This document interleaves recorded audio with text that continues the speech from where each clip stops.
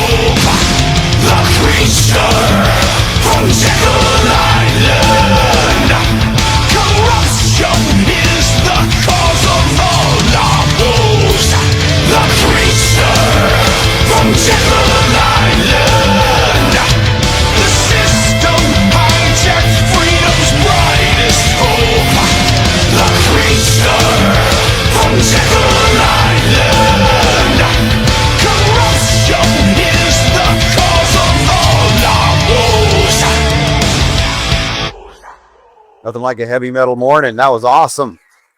Let's welcome to the Red Phil Expo stage for the first time, rock and roll legend, I'll call him that now, Jon Schaffer. Jon, come on, buddy. That was amazing. You got to tell us the story of that. And who knew that G. Edward Griffin would be in a heavy metal video? I know. Cool? What about that? I think that guy had me going to the gym a little more than normal too. You're looking good, man, considering what you've been through. So this is his first time up on the stage doing this. So let's, again, give him a big round of applause. And, man, he's got stories to tell. So have at it, and I'll be here for you. Right on. Thank you, brother. You have your notes. So it's a pleasure to be with you this morning.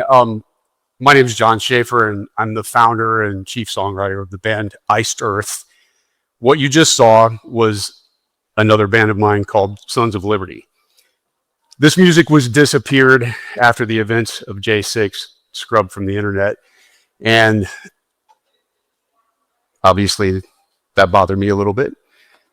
I guess it was over the target. So we did a remix of this, and the plan was to launch the album in physical format, vinyl and CDs, on July 4th. So that happened. And in the process, we did a video contest, because back when this album originally came out in 2009, the fans organically started making their own videos. I put it out for free. Mr. G, I called to get his blessing, spoke to him about the song and the idea, and that was in 2009, and he suggested that I go on InfoWars and release it, because I said I wanted to release it for free to get the message out, encourage people to copy this music, hand it out at protests, get the word out there. And so they started making YouTube videos and lyric videos before lyric videos were really a thing for a marketing tool in the music industry. And so this time around, I decided to launch a contest and just see what the fans could come up with, knowing that we have a whole nother level of technology now. So the winner of this, his name's Matt Gibson. He's from California. He lives in Bulgaria, works over there. And I just think it's just pretty amazing. So it was clear when I saw that was going to be number one. So thank you, Matt, for that. So I was a J6 political prisoner. And we're going to discuss that more in detail, but I wanted to take you a little bit on my journey, how I got to where I am today, and Mr. G's role in my awakening and the scales beginning to fall from my eyes. So we have a big problem, as you are all aware. The scales are falling from people's eyes. It's happening. It's not happening as fast as we would like, because as Robert said, you want to shake people when it hits you, when you see. But we're only seeing part of it. And all the different rabbit holes that you go down, it can be overwhelming. You want your fellow humans to wake up, because there are evil forces at work that want to destroy us and enslave us. That's what they want. And the problem in our culture is that we have this victim mentality. It is the antithesis to American. Absolutely. Because we are the culmination of our ancestors. We need to remember that. And of course, they've taken that away from us. They don't focus on everything from memorizing dates as if that's important in your history class, to actually understanding what they stood for and what they fought for, because that's what matters. So it's my wish, my preference, is that we would be able to break out of the victim mindset and get back to being those rugged individualists that our ancestors were. And we are. It's still in there. That God spark is in every one of you. So I'm just a Hoosier, born in 1968 in Indiana, small town.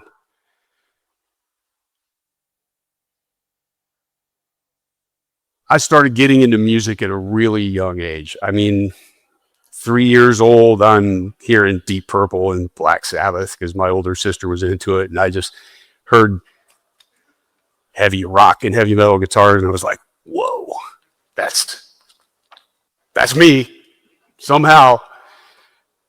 And so, as I grew, I started getting more into you know those bands and Alice Cooper and Kiss and all of it, and then the new wave of British heavy metal came along later. But the defining moment when I decided I'm going to start a band and we're going to make it, and failure is not an option, was in 1979 when I convinced my dad to take me to see Kiss. And I was 11 years old. I was like, that's it. It's going to happen. And it took me a few more years to convince him to buy a guitar. I would not stop. And he finally submitted, got me one. And I taught myself how to play. A couple buddies showed me a few chords, but I immediately started coming up with my own parts. I didn't care about learning my heroes' music. I wanted to do my own. Yeah, I learned Smoke on the Water. Okay, I'm guilty, just like every other guitar player out there. Maybe the Iron Man riff, did that. But I was, already into doing poetry, basically, because it was my idea. In my mind, there were songs already, but there was no melody yet, so they were poems. But I was moving in that direction as a writer, and it became my passion and the entire reason that I went through the grind of being in a heavy metal band. And I'll say this, and it's a little odd. When I split from home as a teenager to start the band, the founding fathers were my inspiration, as weird as that sounds, to never surrender, not quit, don't give up, no matter how hard the challenge is, to make your dreams, your goals come true, because you can do that. And so I split from home. We went to my very dear friend of mine was the drummer without a drum set. We just had an idea and we were going for it. And we split to Florida and we started. And so that was the beginnings of everything. And in 1985, actually shortly before we left, January 20th, 1985, I had officially started the band called Purgatory. That was an Iron Maiden song title.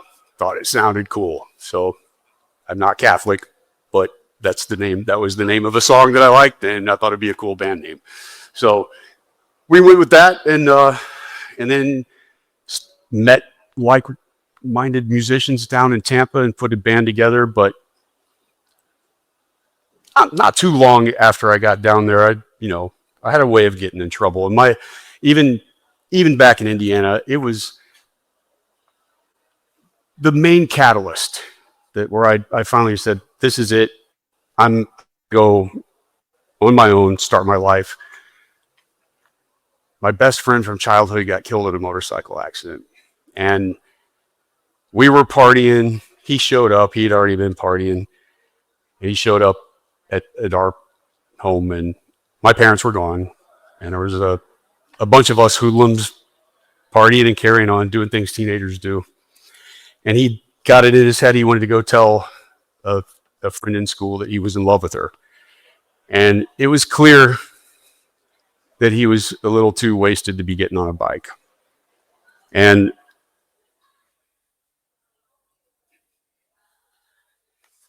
as much as I regret not tackling his ass and taking him off of that bike, because he was stubborn, boy. So am I. Guilty. But didn't. And a few minutes later, we're back up in my bedroom, and my buddy Greg's girlfriend, who he was the drummer that we ended up going to Florida, hit his. She said we heard sirens way off in the distance, and she said, I have a very bad feeling about Bill. And we're like, he's going to be all right. It's fine. My mom shakes me awake at 5 a.m., 6 a.m., whatever. She's getting ready for work in the morning, and it's on the news that he had been killed. So that was a bitter pill. And, I was a pallbearer at the funeral, and I decided then, and I could have graduated in my junior year. Could have graduated early, but I hated the indoctrination. I hated school. I went to a Lutheran school 5 years in grade school, and that was better, definitely better education than the public school. But I had rebelled against the idea of God and religion because of the behaviors of the people that were there. And this is a problem that we have in Christianity, is people are flawed and people make mistakes.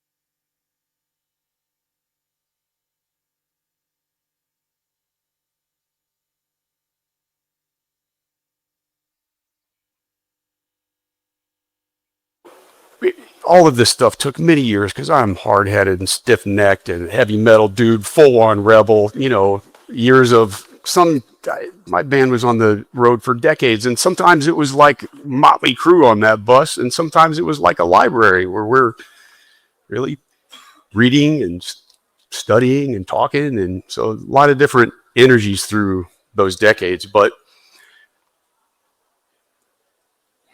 this is all part of the journey, and it is the tragedies and it's the hardships that are opportunities for growth, to become stronger, to build character. So we shouldn't look at these hardships as that we're victims, because that automatically feeds the enemy. We have an enemy, we do. And I believe that through my journey of awakening, that I've realized that we are absolutely in a spiritual war. And as much as I tried to resist God trying to get my attention for years, and you can see the battle in my lyrical content, I have put out somewhere, I don't know, 17, 18 studio albums between my various bands and projects, and probably like 30 releases with live albums and compilations and EPs and blah, blah, blah. And if I just look back, which I did after J6, thought about my career and my life path, it's clear that there was a struggle, an internal struggle going on, and God was trying to get my attention. And I was having that war inside of me. And through this, knowing something's wrong and being angry about it, I was angry about it. There was this sort of righteous indignation that came out. I was born into a family where my mother was from a Democrat family, and my father, a Republican family.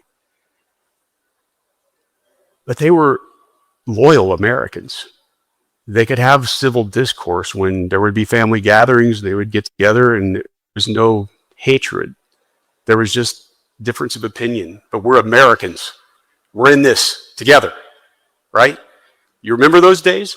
You remember what it was like in 1976 during the bicentennial? That was huge for me. I mean, I was 8 years old and I was inhaling as many books as I could about the founding for whatever reason since I was a little kid. It has been like in there, like there's something that's special. God worked in this country. There's no chance that this band of rebels would have been able to pull off what they did against the biggest empire that ever existed without God's divine hand. I didn't appreciate that then. I was always leaning on my own strength, my own understanding, their strength, their understanding, because I had pushed God out of my life because of what I was judging as bad behavior from people that were supposed to be Christians. We're all in the fallen state. Boy, sometimes it takes going through some really heavy stuff to be able to rattle you, to see what is really going on. I look at the way it was for the 250th just on July 4th, and I had to go out to New Hampshire because that's where the fulfillment company is for Sons of Liberty and for Iced Earth and my bands. They make the merchandise and they ship the orders to the fans, and I had to sign several hundred items and for the July 4th release. And I'm going there and it's like, this is the 250th birthday of our country coming, and there's like nothing out there celebrating it. And I know their morale is high in some areas and stuff, but it's just the morale in our country is low. And I understand that. But it's also been under attack. The founding principles have been under attack. Everything that they fought for has been under attack. And then our kids don't even get taught what it was really about to begin with. They're all racist and fascists and whatever. And that's about as deep as the argument goes. I'm calling you that. There's so much more to it. This is not a black and white issue. I just hope and pray every day for our country that we can get back pointed more towards freedom. Because at the end of the day, this is a completely different, this is a war of ideas. I mean, the collectivism mindset of groupthink versus understanding that you are a unique individual. You have that God spark in you. You have individual rights. The founders knew that. And this is somehow, we got captured 100 years ago, 125 years ago. There's debate, but they've rotted us from the inside. That's obvious. And it's up to us. It's up to each one of us to push back on that narrative peacefully and just revive that American spirit, because what happens here matters. I know this is a worldwide situation, and I care about all the people of the world. Fortunately, I've been able to play in over 100 countries. I toured the world for decades. And that's the beautiful thing about something like heavy metal. It's a lifestyle, right? So when you go into a country, nobody's talking about politics. It's the music bringing people together. That's what the uniting factor is, that concert. Each your fans, you understand that their point of view, you see that they're the same. They're just human beings that want to live their life. They want to live and let live. They want to be as free as possible. They want to take care of their families. That's what they want. It's the same. It doesn't matter where you go. If you go into Asia, if you go into Europe, you go into Central America, South America, We've played in the Middle East. We've played in Israel. We went to Tunisia. We've been to Russia. We've been to China. We've been to Australia, New Zealand. We've been all over the place. People are the same. They want the same thing. People are not the same in the groupthink way, but they want, generally, the reasonable people want the same thing. They want to be as free as possible. They want to live their lives and really be left alone. There are those of us that I believe are chosen, and you're in this room tonight, and those of you that are out there around the world that are checking out the live stream, God put you here for a time, as this moment in time. We are on the precipice. There's no doubt about that. Something is changing in a radical way. And it's a choice, because it is only through our acquiescence that we allow this agenda to push forward. We have got to educate ourselves. We have got to get active. Mr. G, you are a legend. I love you, brother. You have been an important part of the growth of my awakening and set me on this journey to have another level of understanding. And I'm honored to be with you, because after many years, we were finally able to make this happen. I'm honored to be with all of you. So I'm going to skip through some of the stuff with the band, but let's get to the point to where I had gotten into pretty significant burnout back in the 2008, maybe it was early 2009, and decided to take a month-long vacation with my family, because I hadn't taken one for maybe 8 years. Just touring, recording, touring. So I went to Honduras and did a lot of scuba diving, disconnected, man. No phones. I told my manager, I'm not going to, don't contact me unless somebody dies, because I don't want a phone, don't want a computer, don't want to deal with anything. You have the number of the resort, I'm out for a month. And in that time, I started to wake up. Like, I started to feel human again. It was just being with nature, being relaxed and calm and away from all the noise, away from the propaganda, from the billboards and the commercials and the TV and all the crap that we're hit with constantly. It was amazing. And when I got back home, there was a train of events, and one of those events was going through and reading the summary chapters in The Creature from Jekyll Island. And I don't know what happened. It was a spiritual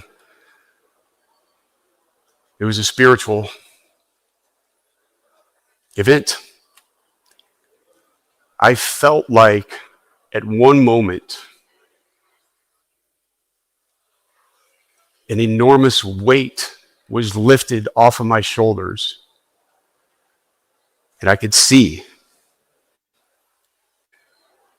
And tears were pouring down my face, but I could see.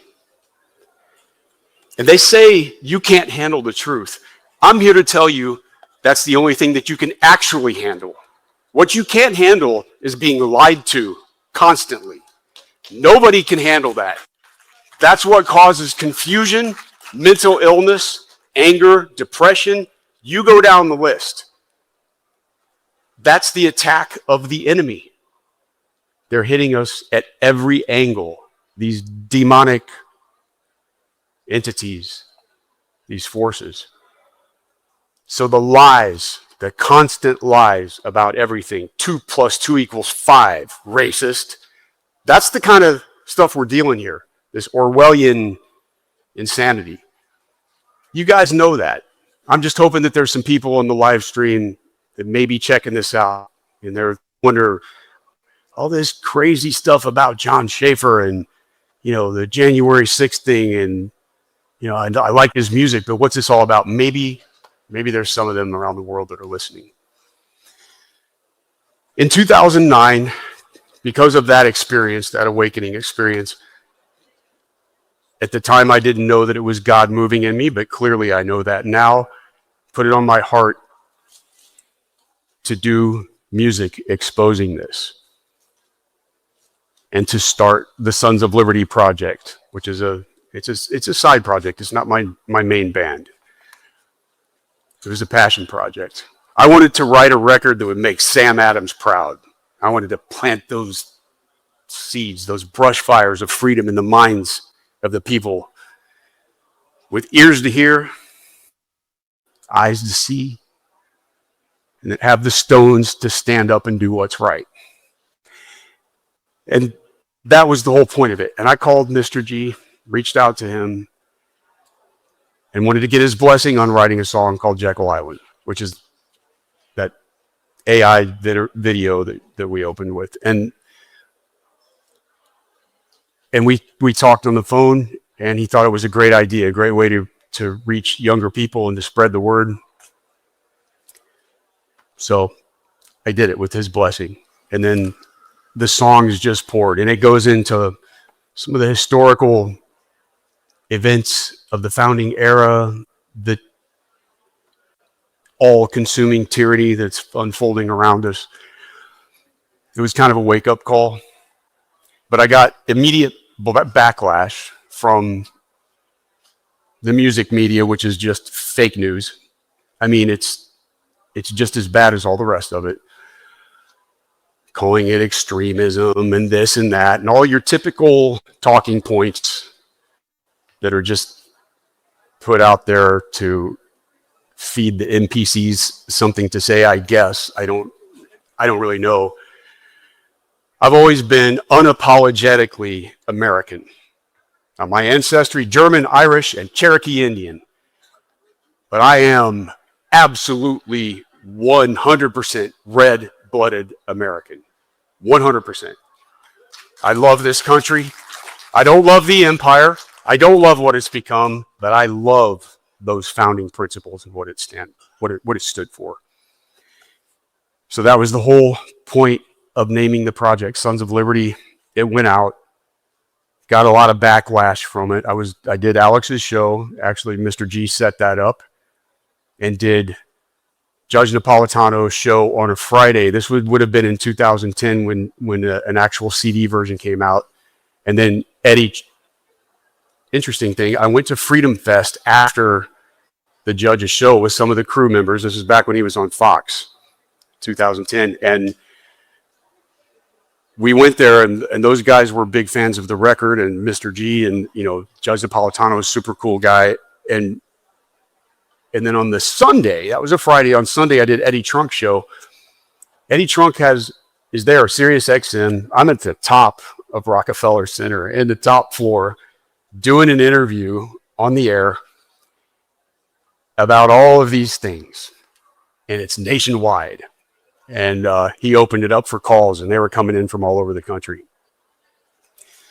So we do the interview. It's like, okay, that's cool. Another interview.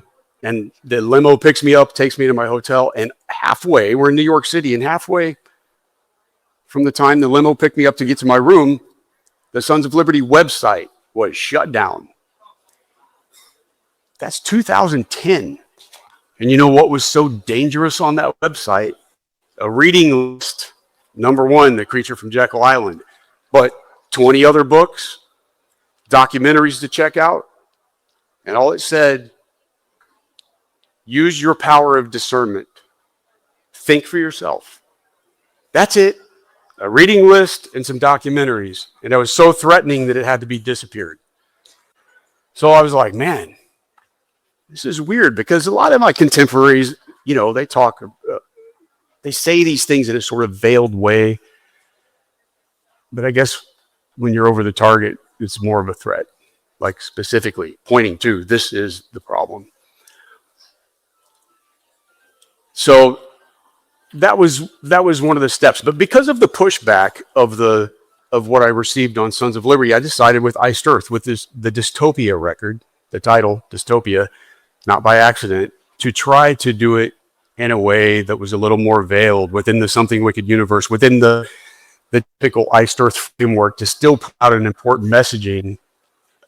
One being that eventually they're going to forcefully vaccinate you. And then the next record was Plagues of Babylon, which was another allegorical zombie apocalypse. Government unleashes the plague, turns the zombies against guys like us. A little bit allegorical, but so I still always try to put something real into the music to hopefully get people to think and not put up with as much gaff from the fake news media and the fake metal news.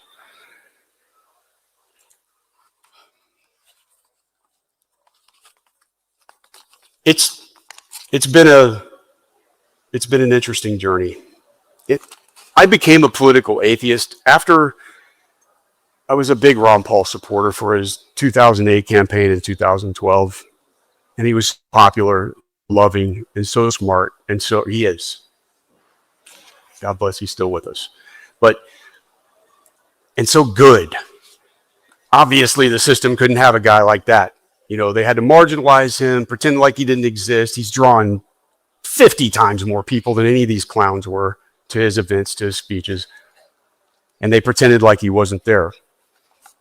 So I got disgusted with it, and I was out. I was just like, I'm done with this. So I'm not a Trump sycophant. I was there on January 6th. I voted for Trump in 2020. I did not in 2016. I withdrew from federal elections. Like, I'm out. I'm going to focus on the local and the state. But then the thing that made me interested is that I had never in my lifetime seen the media attack. You always have your fake left-right outrage, but this was different. This was like a full-on assault from every level. And then you had all these fake rhinos that were against him too. And I'm like, okay, makes you kind of wonder, is this guy good? Is this different? And then going through the first term, and I think it was the first period in my life where we didn't launch some new war. And I started just thinking, well, I don't know. And then we had COVID. And then we had the election. And we saw the overreach. Across the country, different jurisdictions, different principalities, imposing this brutal form of tyranny over the American people, shutting down small business, rewarding big corporate. It's disgusting.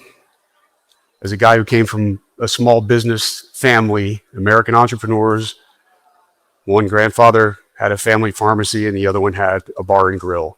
They both went to World War II. They were really great friends before they ever had children that would lead to being my parents. And all that globalism, corporate box store crap shut down middle America. All the small towns are almost like ghost towns. Anyway, I digress. This stuff has always outraged me, and through this process and through reading The Creature from Jekyll Island and so many others, it led me on this journey. My outrage during COVID was, I felt like it was justified. I never put a mask on until the feds had me in handcuffs and they put it on me. I refused because it's my body, my choice. If the diaper on your face is going to save you, cool, you do you. I'm going to trust in the immune system that God gave me. That's what I'm going to do. So it got it just got more and more insane. I'm like, what's happening? It was almost like we slipped into another reality. It's really weird. I took off. I was living in Indiana. My girlfriend and I had an RV then, and we took off to South Dakota. And it felt like America again out there. It was so wild, traveling through the jurisdictions, heading west, get into Illinois, and you could feel this darkness. It was like, and then you get into Iowa, and it was a little less dark. It was kind of like Indiana. But then when we got into South Dakota, it was just like, whew, I can breathe again. This is America. It still exists. And it felt great in Wyoming. It felt pretty good in North Dakota.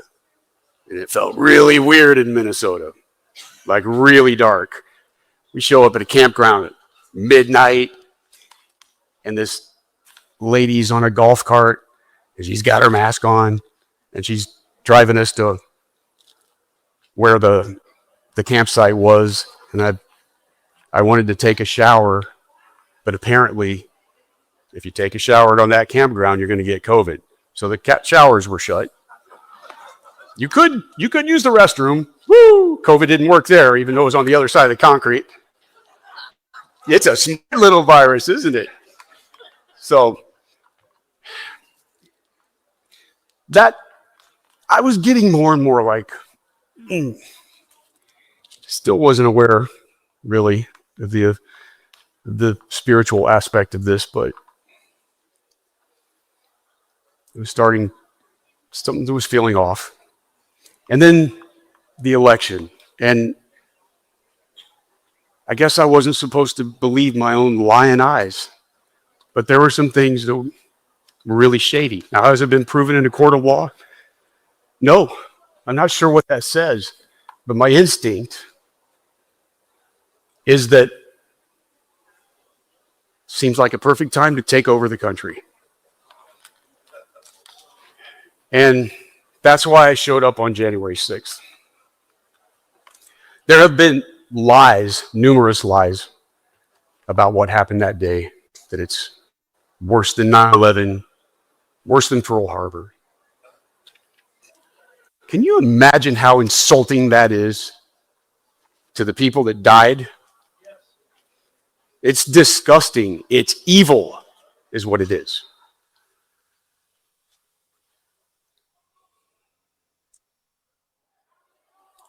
But I felt like our country was in free fall collapse, and it was going to be taken over. I was just there to protest.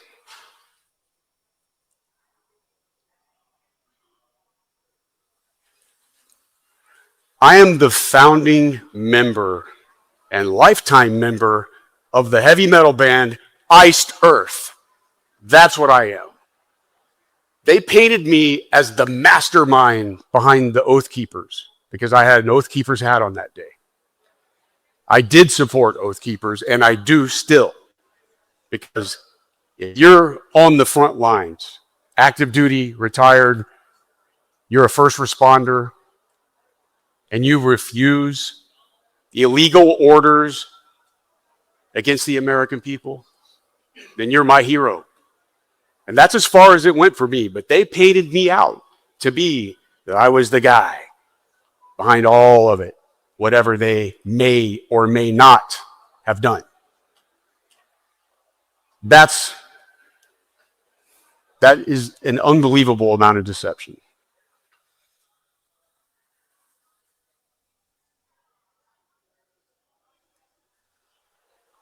I entered the Capitol building. I witnessed a police officer through the door. First of all, we're going over there because there's going to be supposedly going to be speeches. So we head over there. By the time I get to the Capitol, maybe it took an hour to get there.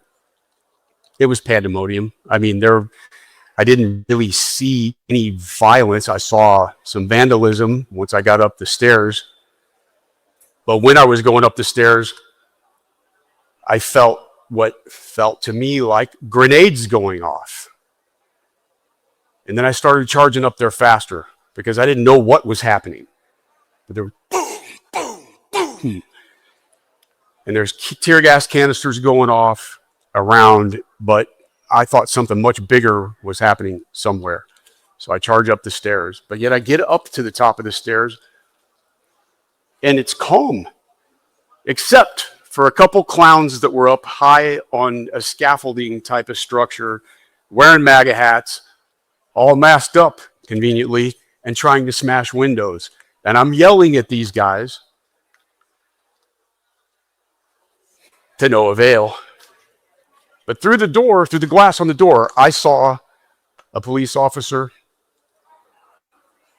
up in the corner, clearly at a camera, pointing to the door to unlock the door. He opens the door and 3 or 4, maybe 5 people run out. As the door was closing, another group of people that was calmly hanging out there yelled to him, "Is it okay if we go in?" So before the door closed, he heard him, he opens it up and waves them in. They go in, the door closes. Some period of time passes after, and another group comes out. And in hindsight, I think this group was very shady. One said, "The cops are afraid." Another one said, "They're beating an old man." Another one said, "Let's go." And I got sucked up in that and went in there. And that changed my life forever. I was in there for 9 minutes. I got sprayed. I yelled at police. Actually did to pull a couple guys off of police that were dressed in black backpacks. I don't know. I didn't remember that. But some supporters of mine played the video after I did an interview with her, sent me the video, and I saw it, and it was erased from my memory because I was in solitary confinement for 3 months, bright lights, freezing cold cell, diesel therapy, which I learned about is where they move you from facility to facility, and it shakes you up. Your family doesn't know where you're at. You don't know what's happening. The only time I did know is when the marshals came and picked me up and flew me to the DC gulag. Look, there's a lot to this story. I was afraid I wasn't even going to be able to fill this up. And we're down to about 10 minutes here. And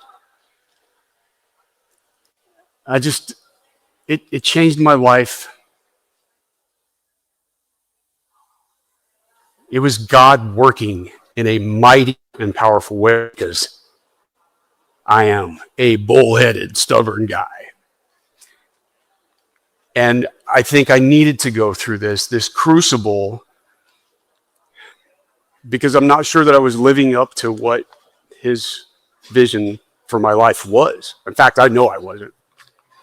You're going to be a heavy metal guy traveling around the world. There's not enough women, not enough whiskey, not enough. Like, stop.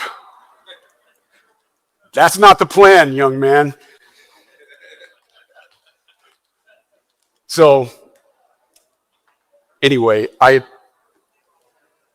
view all of this as brutal as it was to get through, and there were way more that suffered far worse than I did. I happen to have the most badass pro-freedom criminal defense team in this country. That's Attorneys for Freedom.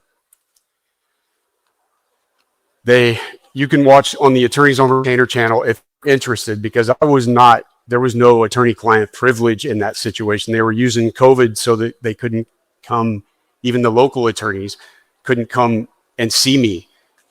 And anytime I would try to have a phone call, there was an officer in there listening, and they were probably recording it too. So I didn't know what was going on, but these guys they knew that I didn't have anything big to do with Oath Keepers other than supporting them, paying for the membership, getting the hat, getting the coin, getting the shirt, getting the newsletter. That's it. There was no communications. There was no text messages. There was nothing with me and those guys. I was just a supporter. I picked the wrong hat that day. Maybe it was the right hat. Whatever. It's God's plan. All of this trauma, the destruction financially, the destruction of my brand, my character, my reputation, my family, the suffering that they went through, the 1,500 other J6ers. You know, we have a choice when things like this happen, and the choice is take it, give it to God, because some things are too big. You can't handle it. I realized for the first time in my life, I couldn't get through this alone. I couldn't. It was the first time I've gotten through a lot. A lot. But this one, it broke me and I hit my knees. And I realized that I was a flawed sinner and I needed a Savior.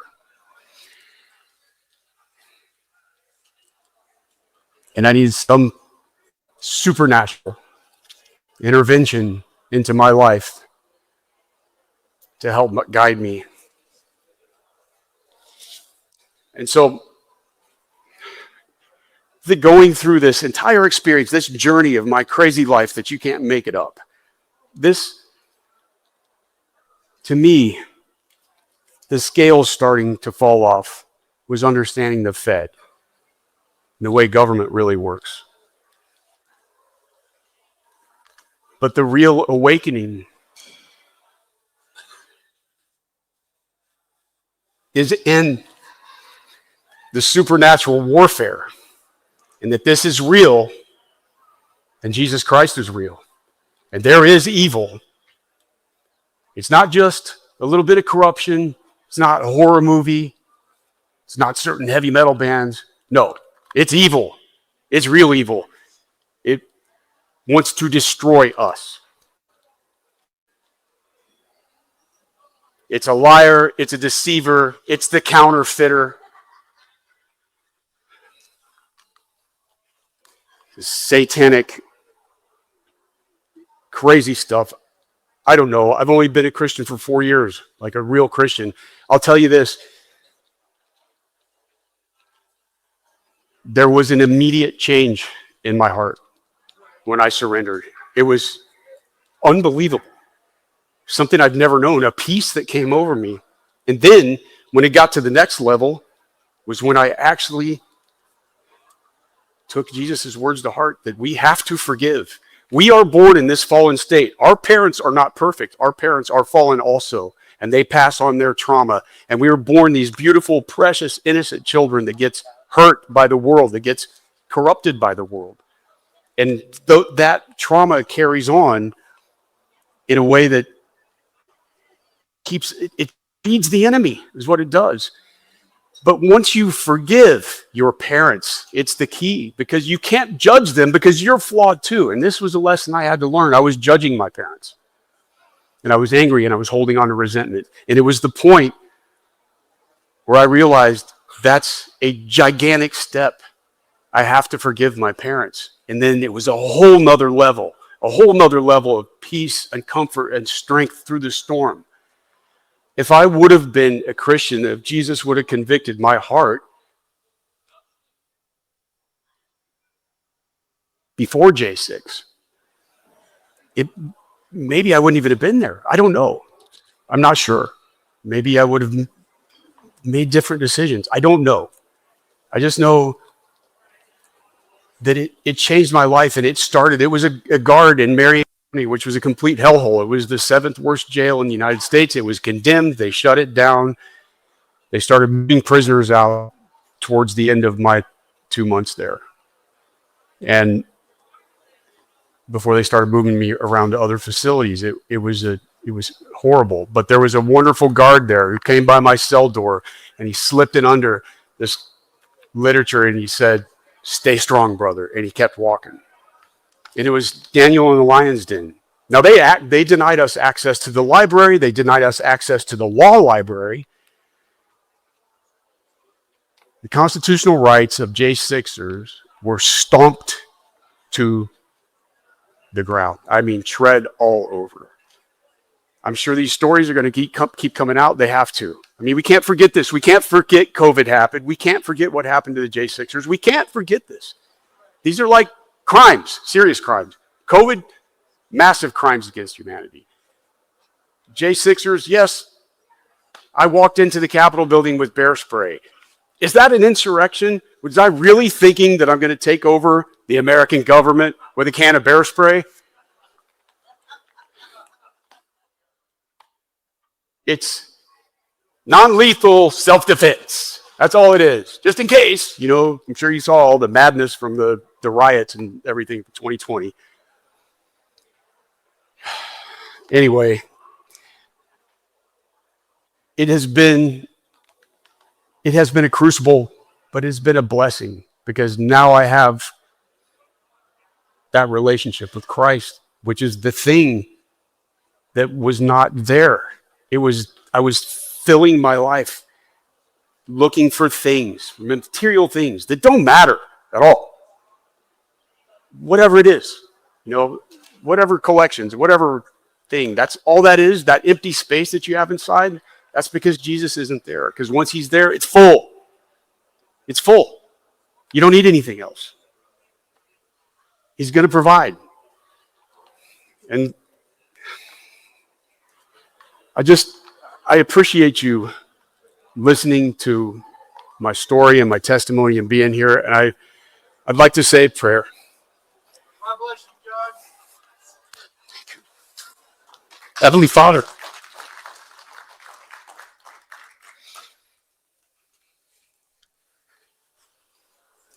I pray that you will move in a supernatural way around the world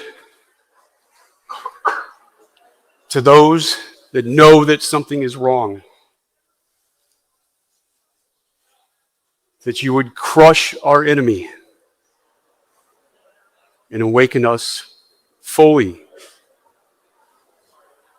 to what we are truly meant to be.